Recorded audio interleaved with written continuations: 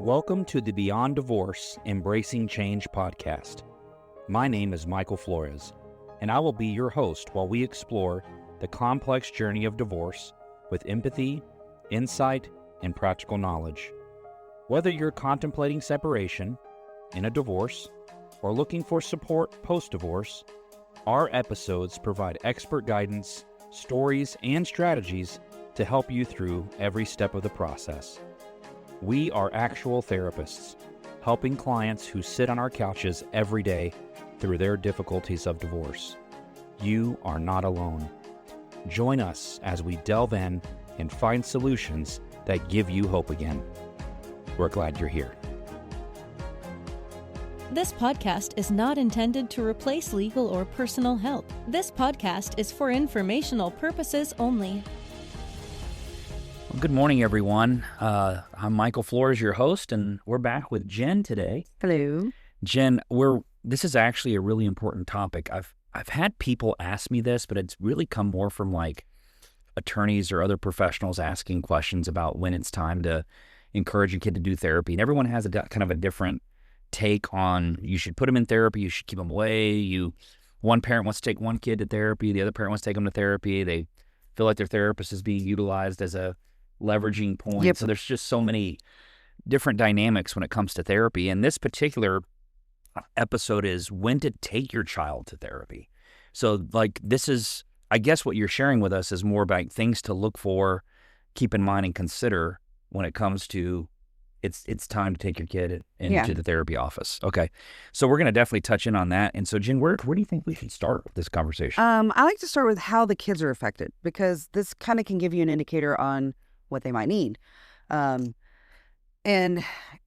typically with divorce, you're going to see some differences whenever you're in the process of it. But noticeable changes. If you start seeing noticeable changes in the way they are emotional, behavioral, physical, it could be any of those things. They tend to, especially kids who are kind of high stressy already. Yeah. You put them in another situation where now they're separated from both parents, or, right. They have to go back and forth, and that anxiety just goes up. It starts to increase, and right. You start noticing more and more. They get upset a little easier. They process things a little differently. Little things get to them faster and quicker. Yeah. I noticed this with some of my kids that I work with, and they will get upset over toothpaste or something very inane that doesn't really matter. Yeah. And it's like it comes out of nowhere. Okay. And it really, what it boils down to is they're uncomfortable with the situation. Okay. Trying to figure out what to do with it all. Is there a downside, like if a parent takes a child to therapy that doesn't necessarily need it? No. Okay. Well, I don't think so. Okay. In my opinion, no, because I think therapy, the whole point of therapy is helping the child or the client figure out how to be the best version of them. So even if a parent is in a position where they're not certain if they should take their kid to therapy yet or not, you're saying like if they went too quickly, like the kid really doesn't need therapy, but you just kind of want to be on the front end of this deal, that's not going to be problematic. No. Okay. No, because the whole point is it's they would go in for an assessment. I mean, the therapist would then assess them and see where they're at. Yeah. And if the parent's really unsure, I don't know what's going on. Like, they've noticed some behavioral issues at school, acting out, getting in trouble, doing things at home that they don't normally do. Right. Stomach aches, headaches with the physical side. It could be because of the divorce. It could be something else. So either way, therapy can be helpful in that regard. So in having a professional, and we'll talk about that in a second, can really help figure those things out. So it sounds like you're saying the first thing to do is look for noticeable changes, maybe in their behavior, their mood, the way that they're interacting. And then if you get a sense that those things are being affected by the experience of the divorce, then taking them to a counselor and maybe asking the counselor to just kind of assess to see what they might find that the kid might benefit from or not from therapeutic intervention. I feel like I trust a therapist more to go, I'm going to be honest, your kid's really in the normal state. Like there's nothing going on with your kid. I think I've had a conversation with some parents where I'm like, I know I'm working with your child, but I'll be honest with you and let you know that what the child's going to benefit most is from your system getting Yeah. better, Exactly. right? Not necessarily something specific. And I told a parent, not just recently, I said, one of the things I want you guys to understand is like, your child is really just kind of like managing what they can't control, right? So in reality, it's not the child that really needs the therapeutic intervention. No. Because the only thing I'm really teaching your kid how to do is to cope with things that are out of their control. I'm teaching coping. Coping isn't change, right? Coping is how to manage what you have. Exactly. What's in your presence. So anyway. Well, and some other things to look at with kids is if they regress. So you have an older 8-9-year-old who goes back to wetting the bed. Right. Sucking their thumb, doing things that a baby would do. That might be a sign that there's something going on that needs to be addressed. And I want to make sure we're clear on that. You're talking about a regression. So Yes. It's like the kid is on point chronologically at their age where they're supposed to be, but then maybe the divorce or their stress or whatever, but you notice they start sucking their thumb again, wetting their bed, childlike behavior. Baby talk. What is that? What is the baby talk thing? Is that not a kid just being silly going? Sometimes. It can be a little bit of both. And so I think that's part of the reason why it's kind of difficult to define, because some of these behaviors are kind of normal for kids. Mm-hmm. They go through changes. They go through different stages, different developmental stages. And, sometimes their chronological age and their emotional age are not the same. So they may have some of these behaviors and have nothing to do with the divorce. Yeah. It's just something that they haven't figured out how to manage or move past. Do you feel like parents are interpreting certain behaviors to mean certain things they may not mean? And Yes. That's why. Okay. So how do they interpret? So if that's the case, then how do they interpret a behavior to mean it might be a good idea to seek out therapeutic intervention? I think the biggest thing is if it's different than their normal. Different than their normal. So if a kid acts a certain way, because we have kids who, like I said, don't meet their emotional age doesn't meet their actual age, and so they do act a little younger than they to their peers. That may still be normal for them, Mm-hmm. but when you know your child, and hopefully our parents, they know their children. If your kid is acting out of the norm for them, and that's an indicator that something might be going on and needs to be addressed. Yep. Academic decline, their grades start dropping. Yep. I have a lot of kids who, in a way, they feel responsible, like the divorce is their fault. Right. A lot of times they'll it's interesting because I have kids that either will decline in academic or they will excel. Oh, I see. They go one of two ways. They'll go both ways. And so even a kid who is doing absolutely perfect, straight A's on the soccer team, playing band, whatever they're doing, and they're doing great at all of it. Yeah. They're trying to be perfect so that nothing is their fault. And that's where I'm going to be perfect for my parents so that they don't have to focus on, got it. They're not the focus. And but in a way, they're taking responsibility for what's going on around them and trying to control that environment. It's the same thing what you're saying. A lot of things kids do is trying to control the environment.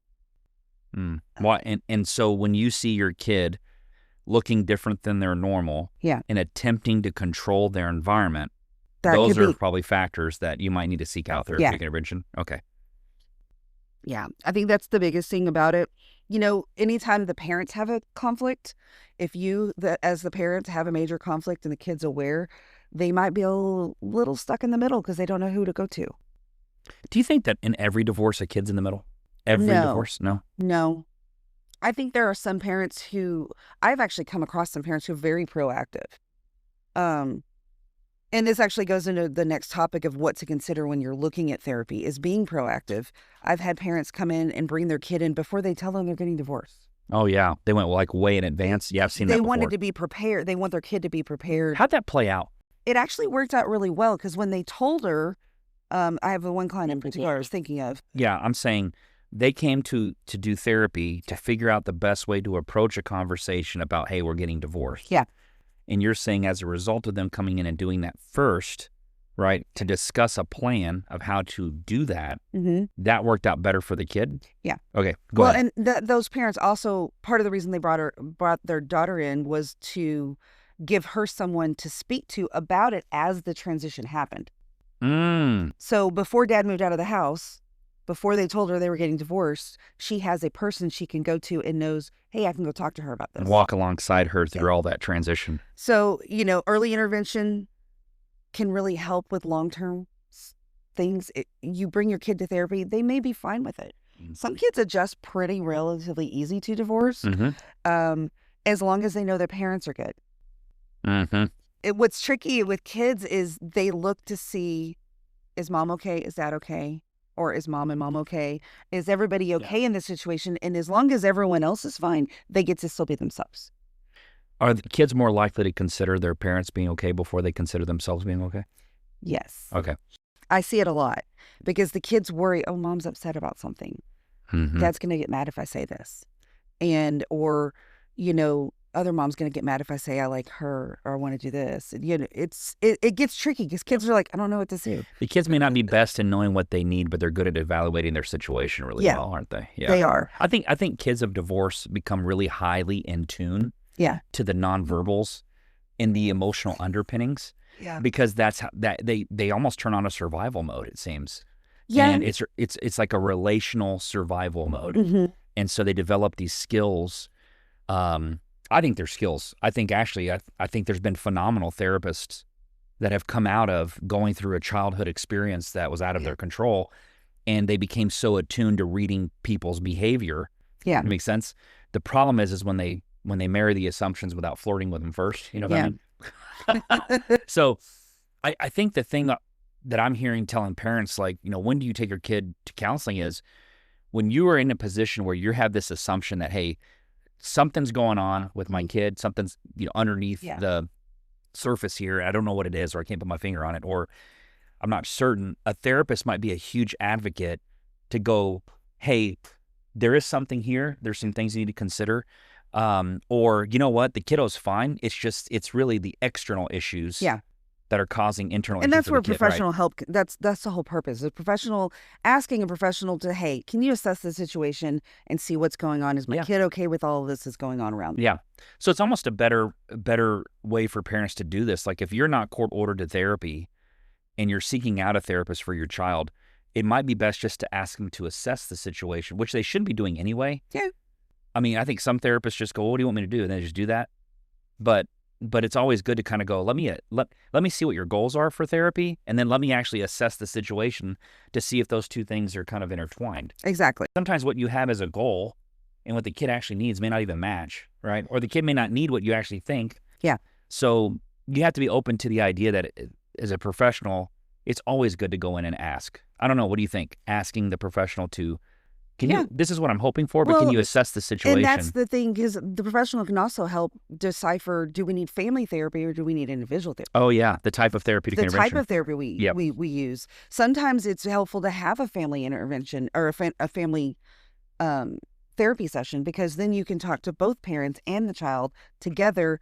A lot of times when I have individual work with kids, I will pull the parents in because I want to, after I talk to the kid. Yeah. And let them know this is what your child is talking about. This is what they're asking for. They need this from both of you. Yeah. And that, again, is addressing the whole family system, which sometimes that's really what's needed, is just for everyone to be on the same page. So we don't feel like the kid's in the middle and they have to answer, one way to one parent and one way to the other one. Right. Because they do that. They will morph themselves. I've seen kids do it. They completely morph a different version of themselves at one house than they do the other. And that's stressful and confusing at times. So trying to help them be able to express themselves a little bit differently can help all the way around. 100%. And I think what's interesting too is, like, I'll have situations where I'm working with a divorced family, and let's say the kid's my primary client. So I'm working with the kid, and maybe it's just individual counseling is what the order states. And so both parents will still come to the session, and they'll sit in the waiting room apprehensively. They don't want to be there, but they're there for their kid. And I'll never forget, look at this one kid, and I mean, years. I said, when was the last time you saw your parents in the same room together? Oh, yeah. And they're just like, I've never seen them in the same room together, right? And so I said, well, since they're out in our waiting room, how would you like to use the session today? What would you love to tell both your parents at the same time? Yeah. I want kids to feel like, if I never were able to get my mom and dad in a room together and say the same thing to them, but this is a place where I can do that, what would I want to say? Yeah. And some kids take advantage of that opportunity. They do. Other kids are just kind of like, I don't know if I really want to do that. Yeah. They're worried about stirring up the hornet's nest, But I think, yes, when a child comes to therapy and they find a person that they feel is interested in what they have to say, I'm not going to use the word validating because I think that it's misused. I think that kids sometimes, I think parents are wanting us to say what the kid is saying is accurate and it's okay. A validation is saying, I understand it. Yeah. But I may not agree with it. Yeah. Right? It may not be really what's best, but I understand it. Yeah. And so making sure that that's clear, like a validation is an understanding. And so when parents are seeking out therapists for their children, it's good to get your kid to a place where maybe they can help you, the parent, also learn how can I validate the kid without necessarily agreeing with them or, doing it exactly as they say. And and that is something to consider too. When bringing your kid to therapy, parents both of them agreeing that the kid needs something. Oh, yeah. It's tricky because not all parents agree. Some people don't believe in therapy. I've worked with a lot of them. It's okay. You got people that don't believe in therapy that are in therapy? Oh, yeah, totally. Nice. It's lovely. It's helpful in a way because it opens their eyes a little bit. Even if it's just teeny tiny bit, I don't care, as long as it's a little bit of something. But it's best if the parents agree. If they don't agree, looking for someone, then, we have to look at custody arrangements and all that stuff too. At the same time, ultimately the goal is, what does your kid need over what you want? Say that part again. What does your kid need over what you want? And so I try to be very clear with both parents, because even if a parent doesn't necessarily agree and the other parent has the right to get counseling, I'll still talk to both parents. And I want to let them know, hey, I'm here for your kid, not for mom or dad.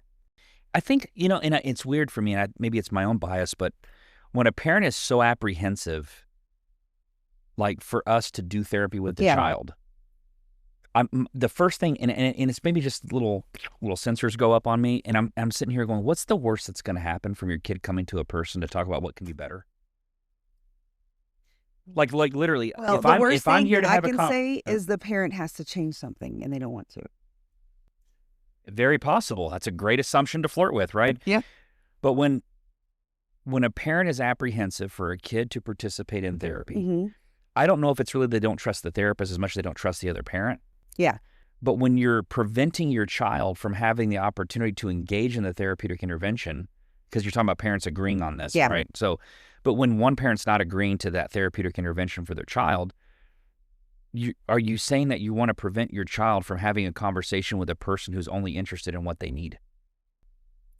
I don't know. That's a question to ask a parent. Well, and I would, and I think they would get stuck with that question, but I also think that it would, the problem that I've had is, like, my curiosity has come off as offensive.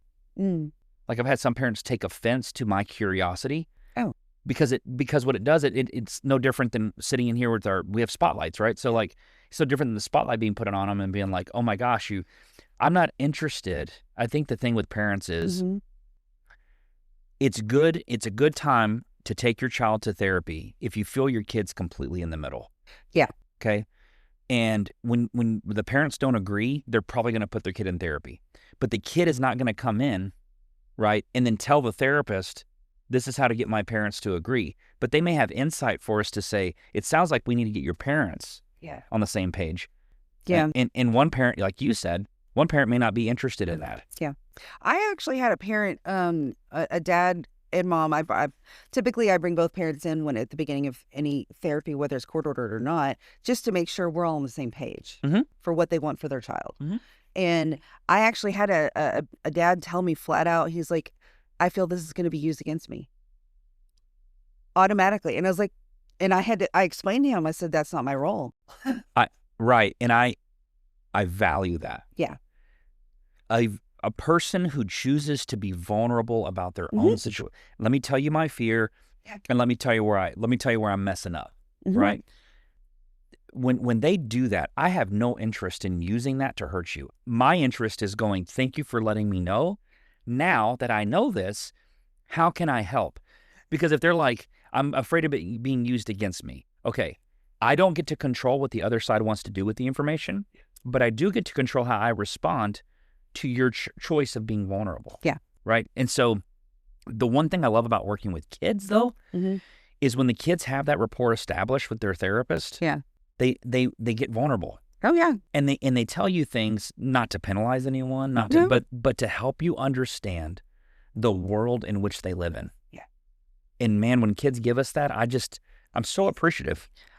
It's amazing. And I think that's when I start seeing more progress, is because they're actually opening up to Yep. really allowing themselves to see things the way they are and accept them. You know, a lot of times kids don't know what to do with all these feelings that are going on inside them. Mm-hmm. I mean, honestly, even without divorce being involved, they don't know what to do with all the feelings because, preteens are fun.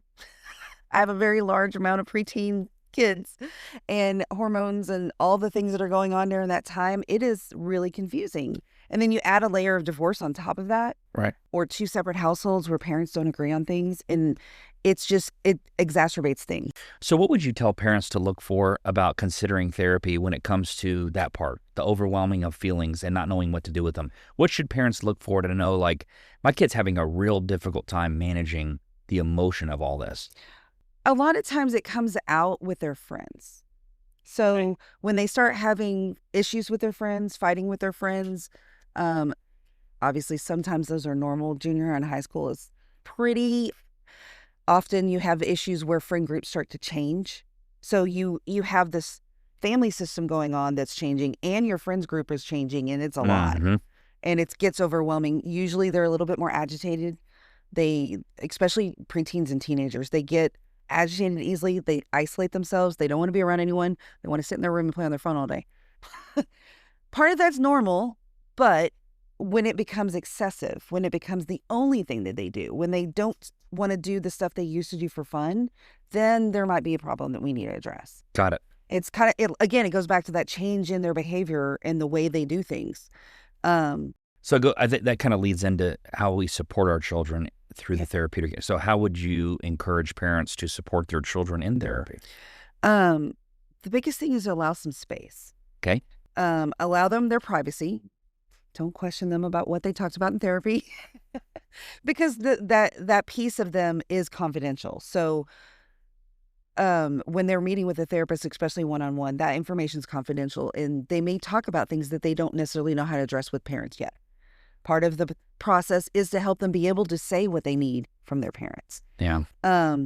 Give them some time. Let them have their feelings. A lot of times they're like, well, they're really upset. Just let them be upset. They got to figure out how to handle it. Yeah. And give them some space. It's kind of like, because it happens a lot, like going back and forth between parents' houses. Sometimes kids, especially younger kids, need a little bit of space. Right. Time. The same thing after therapy. Okay. Give them that option to just be, and let it sink in whatever they dealt with in that time frame. Let them tell you. Let them tell you what they want you to know. Validate that they feel unhappy and that you're there for them, supporting them. Be open about communication. Tell them, talk to your kids. They can have open communication. They can tell you anything you want. Right. And I think one of the things I'd ask parents to keep in mind is it is highly likely, not maybe in all cases, but children are prone to telling you what you want to hear versus what you should know. Yeah. And with a therapist, there's no skin in the game for them because like, I can tell you anything. Objective. Yeah. Yeah. And so they want to talk, and trust me, you think I like that? I have 3 kids, so like, you think I want my kids being able to talk to someone else about things that I would love to talk to them about that are probably intimate in nature, like about their own life and their friend groups or their, a boy they might like or a girl they might like, or I want to know about their life. I'm their parent, so I want to support them and guide them. But my kids I know my kids are not going to feel comfortable telling me everything. Yeah. I mean, I've had teenagers who come in literally because they want to talk to me about the girls that they like. Like I had a 14-year-old who he wanted to talk about all the girls and the dating and all the things that are going on. And he's like, I don't want to talk to my parents about it. So, and I mean, now part of my role though is to help him feel comfortable to be able to talk to his parents about it. So I'll tell you what a kid taught me.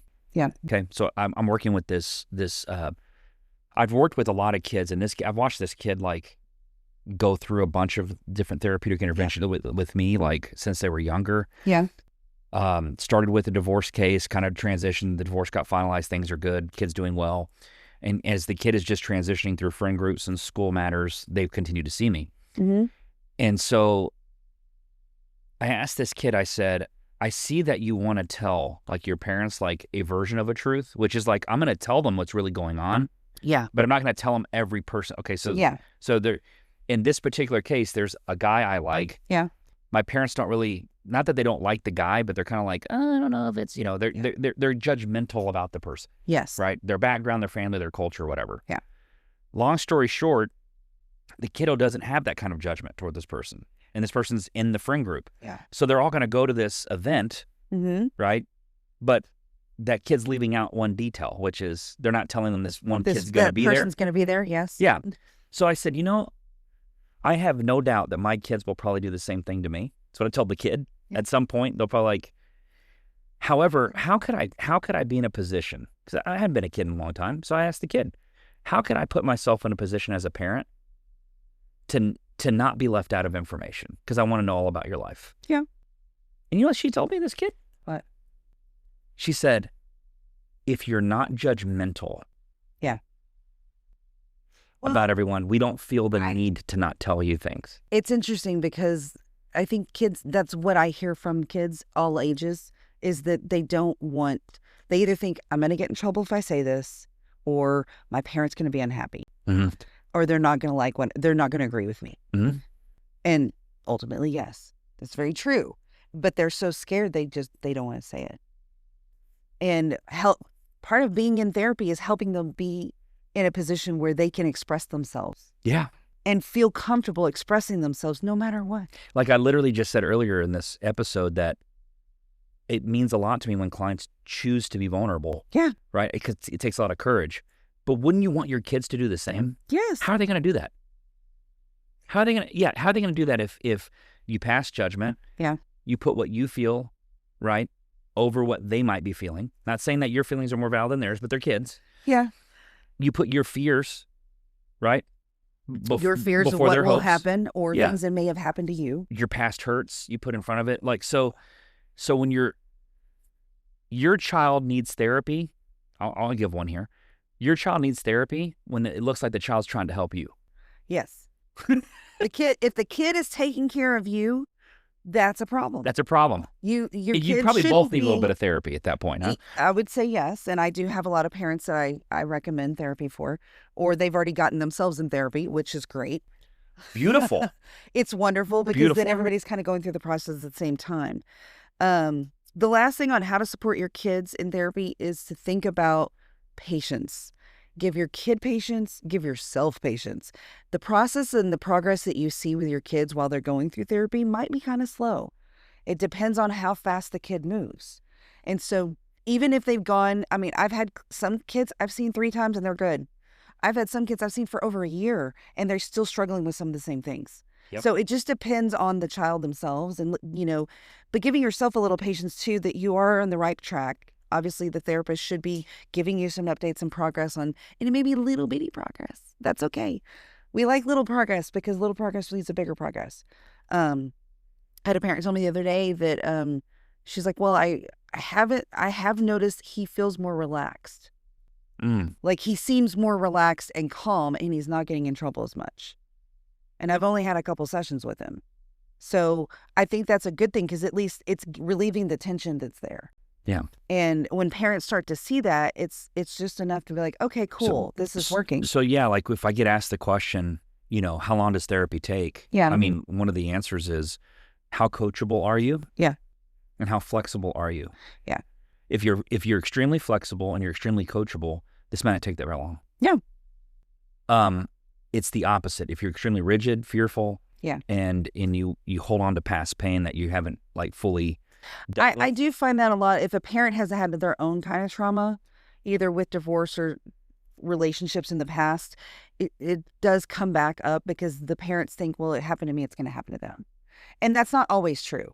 And I think it's important to recognize that sometimes. No, I mean, when my mother died when I was 4 years old, me and my dad had one similar experience, but 2 very different experiences of the outcome, if that makes any sense. Because we both lost the same person, but in two different relationships. My dad lost a wife, I lost a mother. Yeah. Those are two very different relationships. My dad doesn't know what it's like to lose a mother yet.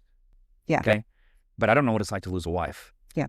So it's one of those, parents got to remember that your relationship with your children is not the same as your relationship with your ex. Exactly. Oh my gosh. I can't stress that enough. Is that one of the things you want me to say again? Yes. Say it again. Your relationship with your children is not the same as your relationship with your ex. Yes.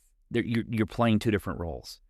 And so I think, and to those parents that are out there, one of the things I'd love to suggest and encourage you to do is, like, when you're uncertain how to serve your kid, seek out a therapist you trust and ask them to assess the situation. Yeah. Not just the kid, but maybe like what's going on externally with the kid and internally, so they can give you feedback on how to best approach things for the child.